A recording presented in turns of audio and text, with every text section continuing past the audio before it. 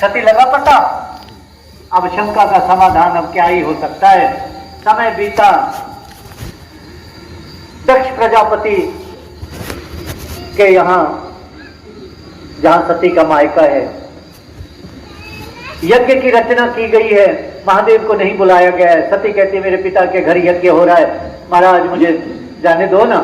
महादेव ने कहा मुझे बुलाया नहीं है सती, लेकिन तेरे पिता का घर है, तू जा सकती है। क्योंकि 3 जगह संसार में बिना बुलाए भी चाहे चले जाए कोई तो बुराई नहीं है। कहते एक तो पिता का घर, एक अपने मित्र का घर, और तीसरा अपने सतगुरु का घर। बिना बुलाए भी कोई जाए तो कोई हर्ज नहीं है। तो सती तेरे तो ये पिता का घर है, तुझे चले जाना चाहिए, कोई बुराई नहीं, लेकिन मैं नहीं आऊंगा। सती चली गई। वहां देखा सबकी चेयर पर टैग लगे हुए हैं, जैसे लगे होते हैं रिजर्व्ड फॉर, लगे होते हैं ना, रिजर्व होते हैं कि वे पहले से, और वीआईपी चेयर पर लगे होते हैं सारे, सबके टैग लगे हुए। लेकिन महादेव के लिए एक कुर्सी भी नहीं है, कोई स्थान नहीं, कोई नाम भी नहीं ले रहा है। सती को लगा मेरे पति का इतना अपमान, और वैसे ही सती को लग गया था कि अभी शरीर में रह करके कोई लाभ नहीं, और अपने शरीर को उस हवन में अपने शरीर को नष्ट कर देती है। लेकिन प्रार्थना करती है पहले, हे प्रभु, हे जगदीश्वर, मेरी एक प्रार्थना है, मैं इस जन्म को तो इस शरीर को नष्ट कर रही हूं, लेकिन मेरी एक प्रार्थना है कि अगले जन्म में भी मैं कन्या ही रूप में जन्म लूं और महादेव की ही पत्नी बनूं। ऐसा ही हुआ। अगले जन्म में जन्म हुआ। राजा हिमवान के घर में माता का नाम था मैना, और उनका नाम रखा गया पार्वती। लंबी कथा है, बड़ी तैयारियां हुई, ऋषियों ने, मुनियों ने, सप्त ऋषियों ने, गंधर्वों ने, यक्षों ने बड़ा प्रयास किया कि बस इस कन्या को महादेव के लायक बनाना है। वो सारी तैयारियां भी की, और विवाह का समय आ गया। शिव विवाह हो गया। पहला ही दिन था। कहते हैं कैलाश पर्वत पर गए, पहले दिन पार्वती पूछती है चरणों में नमन करके, नमस्कार करके, हे प्रभु, वो जो एक जन्म मेरा नष्ट हुआ है ना, जरा वो बात तो मुझे बता दो कि ये सच में उनके क्या गुण था, वो सच में भगवान थे क्या? अगर भगवान थे तो रो क्यों रहे थे? उनसे अपनी पत्नी का पता नहीं चला क्या? कृपा करके मुझे ये राज बता दो, क्योंकि तब से पूरे जन्म मेरा बीत गया, ये राज मुझे किसी ने नहीं बताया। ध्यान देना इस बात पर। तब महादेव कहते हैं पार्वती को, पार्वती तेरा जन्म लेना धन्य हो गया आज, तेरा ही शरीर रूप में जन्म लेना आज धन्य हुआ है। क्यों? क्योंकि तूने परमात्मा के बारे में पूछा है। बहुत कम लोग होते हैं संसार में जो परमात्मा के बारे में पूछते हैं। कोई नहीं पूछता, कोई नहीं सुनता, ऐसे लिखा हुआ है, कुछ नहीं है, भगवान ठीक है, कुछ नहीं है। बहुत कम लोग होते हैं संसार में जो परमात्मा के बारे में पूछते हैं। तो पार्वती आज तूने पूछा है तो मैं सारा सुनाता हूं जितना मुझे पता है। महादेव क्या कह रहे हैं? जितना मुझे पता है। कथा लंबी है, मैं सारांश तक पहुंचता हूं। पार्वती ऐसा ऐसा हुआ, ऐसा ऐसा हुआ, सारा कुछ गिनाया। रावण का भी जिक्र हुआ, रावण का हाहाकार और वो सब चीजें।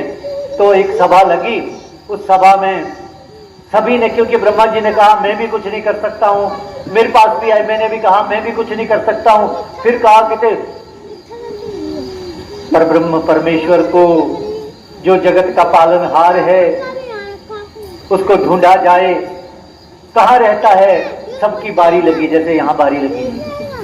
किसी ने कहा क्षीर सागर में रहता है, किसी ने कहा वो तो शेषनाग की शैया पर रहता है, किसी ने कहा योगियों के हृदय में रहता है। और उसी लड़ी में मेरी भी बारी आई। पार्वती मैंने क्या कहा वो सुन। मैंने कहा हरि व्यापक सर्वत्र समाना, प्रेम ते प्रकट होई मैं जाना। पार्वती मैंने कहा हरि तो व्यापक है सर्वत्र और समान रूप से, बशर्ते तुम्हें परमात्मा से मिलने के लिए प्रेम है कि नहीं, इच्छा है कि नहीं, जानना चाहते हो कि नहीं? इस आवागमन के बंधन से मुक्त होना चाहते हो कि नहीं? क्षमता है, क्षमता है इस मानुष जन्म में, यदि कोई चाहे तो। यहीं से हमने बात शुरू की थी, यहीं आके खत्म हो गई। अगर कोई चाहे तो आवागमन के बंधन से मुक्त हो सकते हैं। इस सर्वव्यापी, जो सर्वत्र व्यापक, जो महादेव कह रहे हैं कि हरि व्यापक सर्वत्र समाना, प्रेम से प्रकट होई मैं जाना। पार्वती, मैंने तो ये कहा, जैसे मैंने ये कहा सभी ने तालियां बजा करके मेरा समर्थन किया। महादेव सत्य कह रहे हैं, सत्य कह रहे हैं। ब्रह्मा जी ने स्तुति गान किया। स्तुति तो लंबी, आप पढ़ लेना रामचरितमानस में। ब्रह्मा जी ने इस निर्गुण निराकार पर ब्रह्म परमात्मा का सुमिरन किया, स्तुति गान किया, और फिर तब आगे का सिलसिला बना। वो प्रभु राम के उस जन्म की कथा सुना रहे होते हैं, और इस ईश्वर के लिए ये कहा महादेव ने कि ये तो सर्वव्यापक है, सब जगह व्यापक है। और कहते हैं ये हमेशा पार्वती सगुण रूप में इस धरती पर विराजमान रहता है, और एक ही मकसद होता है कि अपने निज रूप से सबको जोड़ देता है, अपने निज रूप का सबको दर्शन दीदार कराता है। और वही कड़ी, वही लड़ी वर्तमान में सतगुरु माता सुदीक्षा जी महाराज के रूप में है। किसी को अगर इच्छा है, जिस प्रभु, जिस सर्वव्यापी परमात्मा का जिक्र महादेव कर रहे हैं, अगर किसी को ऐसे सर्वव्यापी परमात्मा के साथ लगता है, हो सकता है कोई भाई बहन, कोई नए भी आए हों, बुलाया होगा महात्माओं ने, क्योंकि इन्होंने भी बड़े लंबा अंतराल सरकारी नौकरी में, गवर्नमेंट जॉब में, जिनके प्रयास से पार्टी तो किसी दूसरे रूप में भी की जा सकती थी, लेकिन ये ब्रह्मज्ञानी महात्मा जानते हैं कि क्यों ना जो प्राप्ति मुझे हुई है, ये जो सर्वव्यापी ईश्वर परमपिता परमात्मा की प्राप्ति मुझे हुई है, क्या पता किसी को ये आवाज भा जाए, अच्छी लग जाए, और वो भी प्राप्त कर ले जो मुझे प्राप्त हुआ है।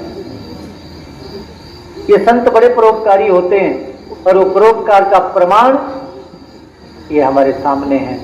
इसलिए दास पूरे परिवार को बहुत बहुत बधाई देता है, बहुत बहुत मुबारक देता है कि आप जी ने पूरे सर्विस काल में, सेवा काल में जिस तरह से भी सरकार की, गवर्नमेंट की उस रूप में सेवाएं निभाई।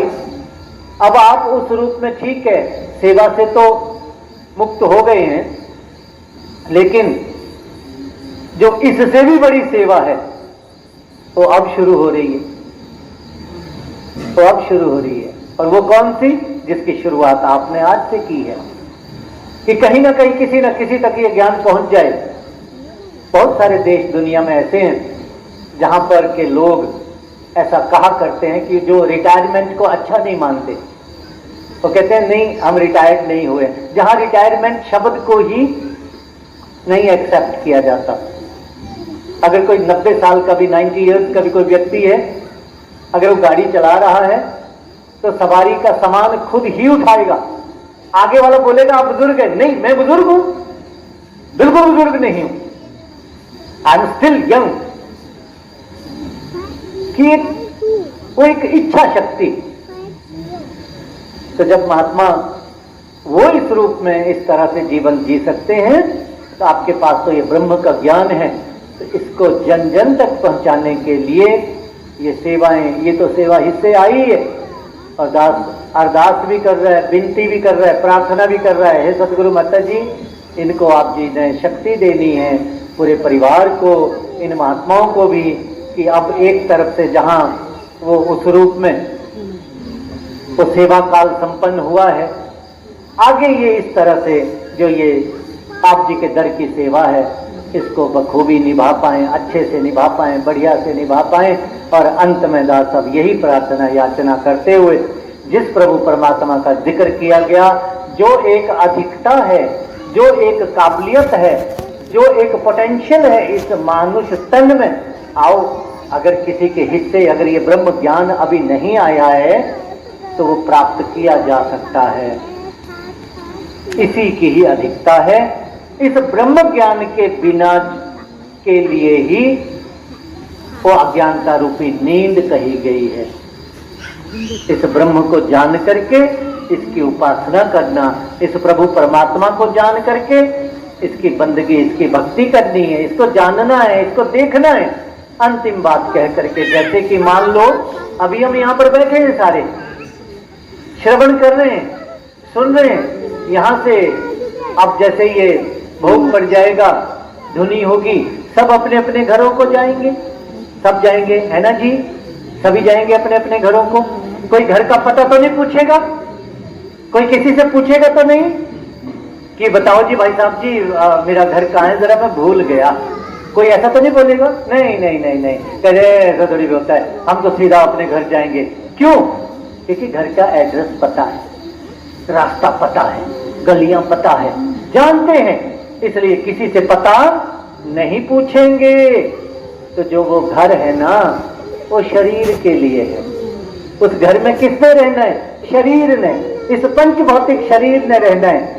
सर्दी से, गर्मी से, बारिश से, नाना प्रकार की धूल मिट्टी से इस शरीर को सुख सुविधाएं प्रदान करने के लिए वो घर है। उस घर में सुविधाएं किसने लेनी है? इस शरीर ने। क्या आत्मा ने भी उसी घर में रहना है? नहीं। तो जब ये आत्मा इस शरीर की यात्रा को तय करेगी, इस आत्मा ने किधर जाना है? इस आत्मा के घर का भी पता है? अगर है तो मुबारक है, फिर एड्रेस नहीं पूछोगे। अगर नहीं है तो पता किया जा सकता है, पूछा जा सकता है। उसी के लिए ये महात्मा यहाँ पर एक एक करके बोल रहे हैं, ताकि फिर ये डर न रहे, भय न रहे कि मैं किधर से आया था और किधर जाना है। और यही अधिकता, इसी प्राप्ति की अधिकता इस मानुष तन में परमात्मा ने दी है। आओ इसका लाभ लें। कोई बीज चाहे कितने बड़े पेड़ की उसमें क्षमता हो, लेकिन अगर वो मिट्टी में ही ना मिले तो कैसे पेड़ बन पाएगा?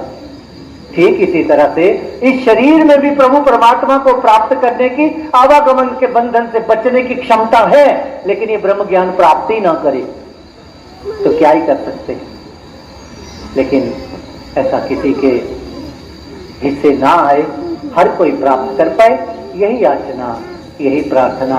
बहुत बहुत शुक्राना दास सभी का करता है, परिवार का भी करता है। अंत में प्रार्थना करते हुए, हे सद्गुरु माता सुदीक्षा जी महाराज, जिनके हिस्से में, जिनको तो ये ब्रह्म ज्ञान प्राप्त हो गया है, हम सब संभाल कर पाए, और जिनको ये प्राप्ति नहीं हुई है वो समय रहते इस प्राप्ति को कर पाए। प्यार से कहिए निरंकार।